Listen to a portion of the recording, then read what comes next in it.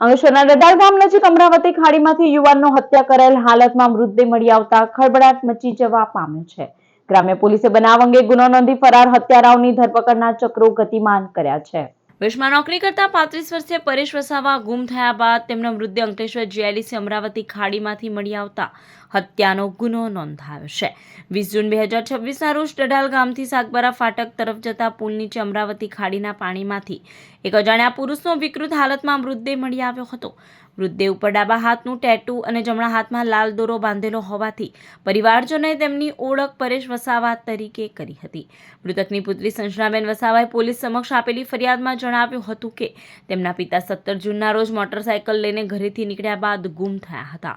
પરિવારજનોએ શોધખોળ કરી છતાં કોઈ પત્તો મળ્યો નહોતો, જેના પગલે ગુમ થયાની નોંધ પણ કરાવવામાં આવી હતી. સુરત સિવિલ હોસ્પિટલમાં કરાયેલા પોસ્ટમોર્ટમ રિપોર્ટમાં માથા અને મોઢાના ભાગે ગંભીર ઇજાઓના કારણે મોત થયાનું બહાર આવ્યું છે.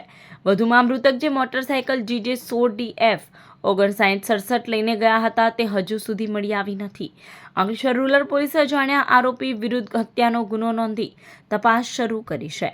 પોલીસ હત્યાના કારણો, આરોપીની ઓળખ તથા ગુમ થયેલી મોટરસાયકલ અંગે વધુ તપાસ ચલાવી રહી છે.